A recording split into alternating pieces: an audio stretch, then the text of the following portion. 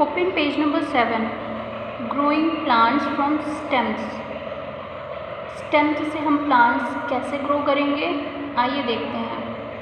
Some plants can reproduce by stem. Onion and potato are two such plants. Potatoes and gingers are underground stems. They have eyes on them, and any piece of the vegetable having an eye can grow into new plants. कुछ plants जो होते हैं वो stems के through reproduce करते हैं. Onion और potato जो है यानी आलू और प्याज, ये दोनों इसी के एग्जाम्पल हैं.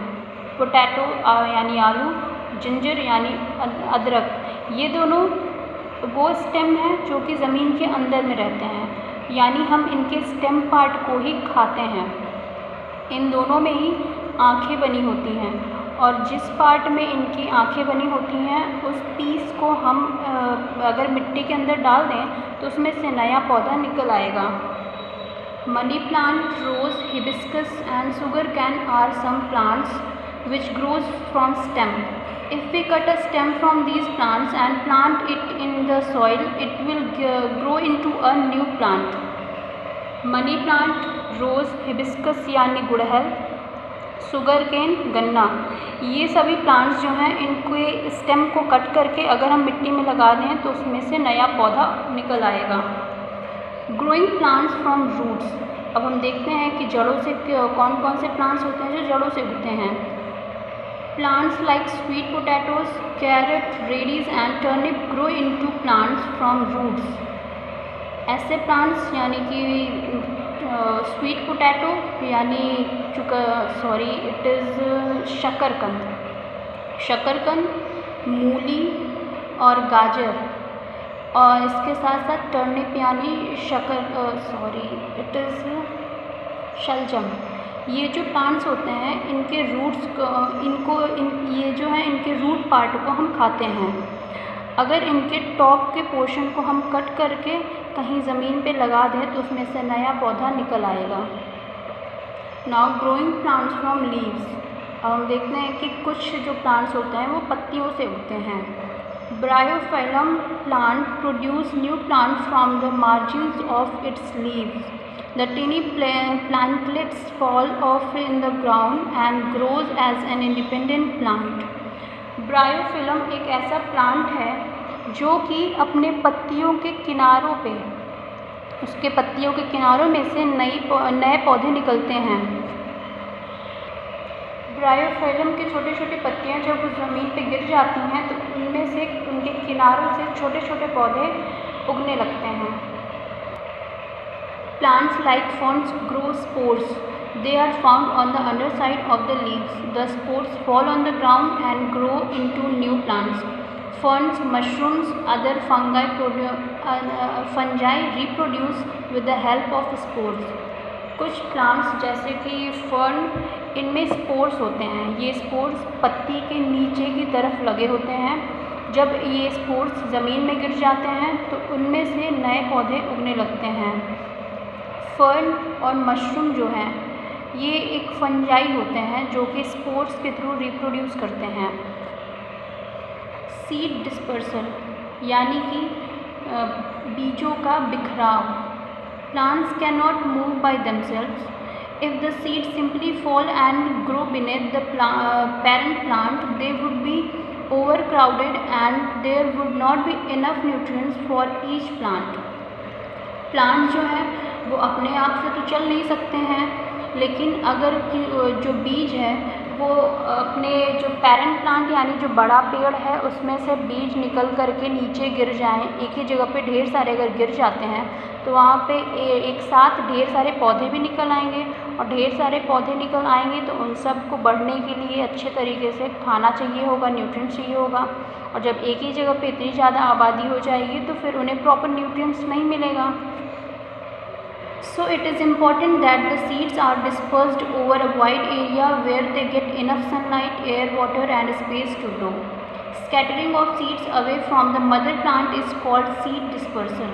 और इसीलिए ये ज़रूरी है कि प्लांट जो है वो दूर दूर तक फैल जाएं, जिससे कि उन्हें प्रॉपर क्वांटिटी में सनलाइट मिल सके, हवा मिल सके, पानी मिल सके और इसके साथ साथ उन्हें प्रॉपर स्पेस भी मिल सके जिससे कि वो अच्छे से बढ़ सकें।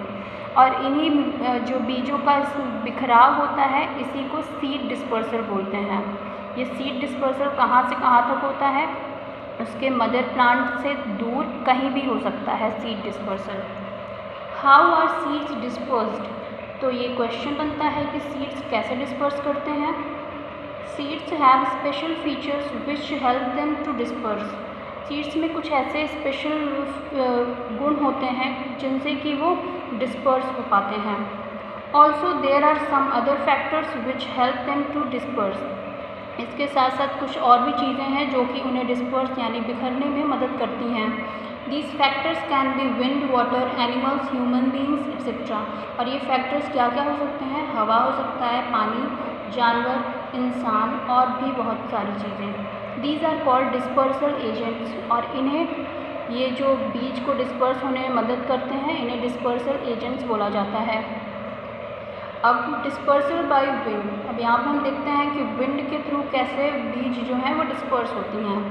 सम सीड्स आर वेरी लाइट, कुछ बीज जो होते हैं बहुत हल्के होते हैं।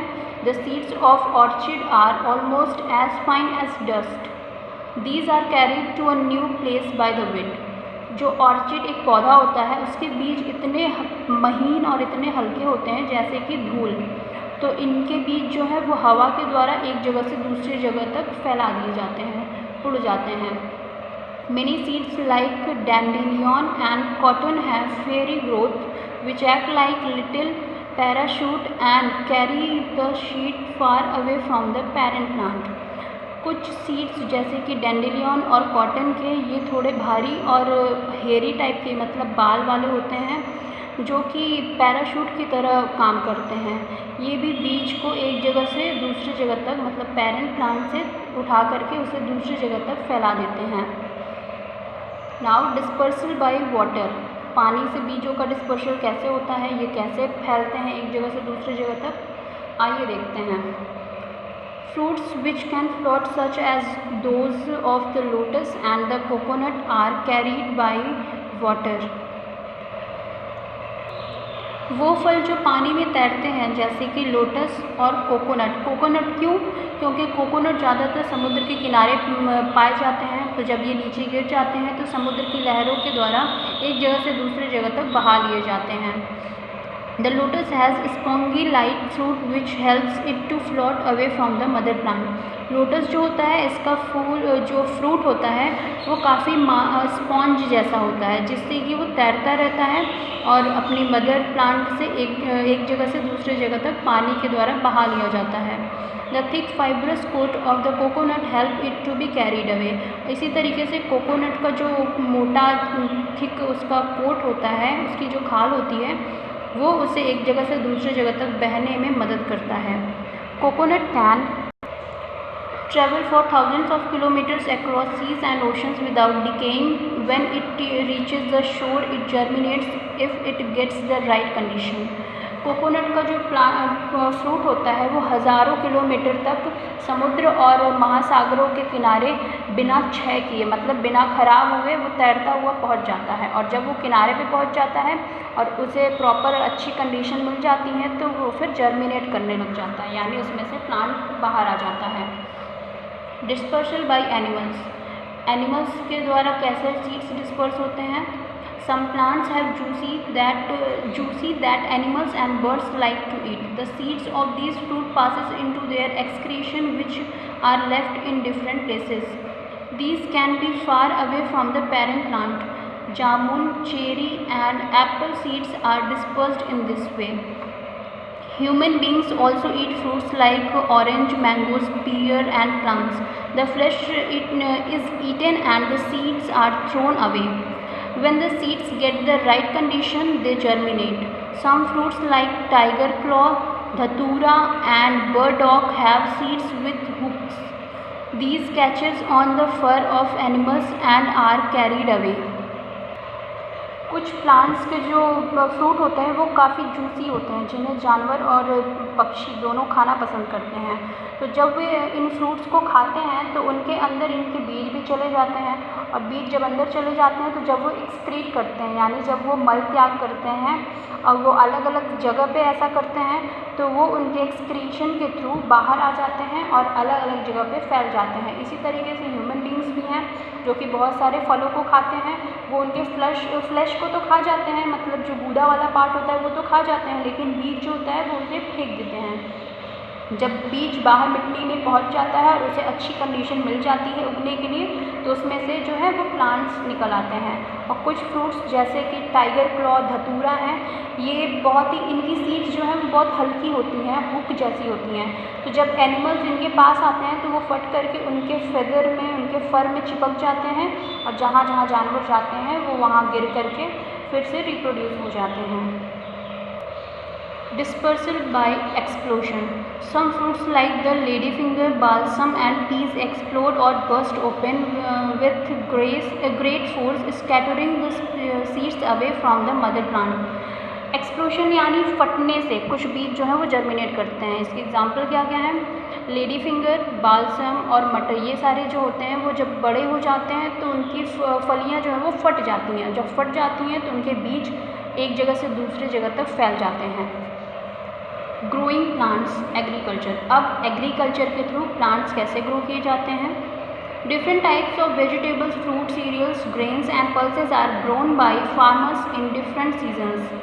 The large amount of grains, fruits and vegetables grown by a farmer in a particular season in a particular place is called crops. अलग अलग तरीके के सब्जियां, फल, अनाज और दालें किसान के द्वारा अलग अलग सीज़न में उगाई जाती हैं।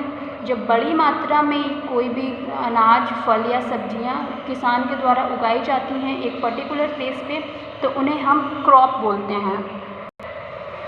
Different crops require different kinds of soils, climate and amount of water to grow. Crops that grow in winter are called rabi crops. They are harvested in March. Crops that grows in the summer are called kharif crops. They are harvested end of the monsoon season. अलग अलग crops जो होती हैं उनके उगने के लिए अलग अलग तरह की मिट्टियाँ, क्लाइमेट और अलग तरह का पानी चाहिए होता है। अलग तरह का पानी मतलब अलग मात्रा में पानी। कुछ फसल जो होती हैं उन्हें ज़्यादा पानी चाहिए होता है, कुछ होती हैं जो कम पानी में ही अच्छे से उग सकती हैं। जो फसलें ठंडी में उगाई जाती हैं उन्हें रबी क्रॉप्स बोलते हैं। इनकी कटाई मार्च में होती है, और जो फसलें गर्मी में उगाई जाती हैं उन्हें खरीफ क्रॉप बोलते हैं। ये जो है मानसून के अंत में काट लिए जाते हैं। Now different stages of agriculture, यानी एग्रीकल्चर के अलग अलग स्टेज क्या हैं? The farmer work very hard to get a food yield for a good healthy crop. The various stages of a crop production are as given below. The field is ploughed, it loosen the soil, this help to get air into the soil. Manures like cow dung and chemical fertilizer are added to enrich the soil. Healthy seeds are sown. Now fourth step is the crop is irrigated. Fifth, the crop is harvested. Sixth, it is ready to be consumed. किसान जो है वो अपने खेत में अच्छी और ताकतवर अच्छी फसल के लिए बहुत मेहनत करता है। उन्हें ये फसल उगाने के लिए अलग अलग स्टेप्स को फॉलो करना होता है। फर्स्ट स्टेप में वो क्या करता है? मिट्टी को वो नरम बनाता है, यानी उसकी जुताई करके उसमें जो मोटे मोटे लम्स होते हैं, बड़े ईंट पत्थर होते हैं, उनको साफ़ करके मिट्टी को भुरभुरा बनाता है जिससे कि उसमें हवा पास हो सके। उसके बाद वो मिट्टी में काऊ डंग या फिर केमिकल फर्टिलाइज़र ऐड करता है जिससे कि मिट्टी जो है वो उपजाऊ बन सके। थर्ड स्टेप में वो अच्छे बीजों को उसमें बोता है। चौथे स्टेप में वो बीजों से जब बीजें अंकुरित हो जाती हैं तो उन्हें इरीगेट करता है, यानी सिंचाई करता है। पाँचवें स्टेप में फसल तैयार हो जाती है, उसके बाद उसकी कटाई की जाती है। छठे स्टेप में अब इनको हम कंज्यूम कर सकते हैं, यानी ये हमारे यूज़ के लिए अब रेडी हैं। प्रोटेक्शन ऑफ द क्रॉप, फसलें उग तो जाती हैं लेकिन उनकी रक्षा करना भी बहुत ज़रूरी होता है। तो as plants grow they have to be protected from grazing animals. Farmers often build a fence around the field. Bird also destroy the crops. A scarecrow help to keep the birds away. जब फसलें तैयार हो जाती हैं तो उन्हें जानवरों की चराई से भी बचाना होता है। जानवर के साथ साथ जो चिड़िया होती है वो भी फसलों को नुकसान पहुंचाती हैं। इसलिए किसान जो है वो अपने खेत के किनारे किनारे वो एक बॉर्डर बना देता है, उसकी घेराबंदी कर देता है जिससे कि जानवर अंदर ना आ सकें। और इसके साथ साथ जो किसान अपने खेत के बीच में एक पुतला बनाता है वो पक्षियों को खेत के अंदर आने से बचाता है। Insecticides and pesticides are sprayed to protect the plant against insects, pest, locust, grasshopper, caterpillar, rats, and moles. Once the crop is harvested, a farmer needs to protect the crop from insects, small animals, and moisture. Harvested grains and pulses are stored in airtight container. Pesticides and insecticides are also used to protect the grains and pulses. Farmer use seeds from the year's crop to grow new crops in the next season. फसलों को कीड़े मकोड़ों से बचाने के लिए उनमें insecticides और पेस्टिसाइड्स डाले जाते हैं। और एक बार जब फसल कट जाती है तो उसके बाद फार्मर को ज़रूरत होती है कि वो अपने फसल को यानी कटे हुए जो अनाज हैं उनको छोटे जानवरों से, नमी से या छोटे कीड़े मकोड़ों से बचा करके रखें। उन्हें अच्छे से स्टोर करने की ज़रूरत होती है। उसके बाद किसान इन्हीं पुराने बीजों का इस्तेमाल अगले सीज़न में फिर से बुआई करने के लिए भी यूज़ करता है। So that's all for today. Thank you very much.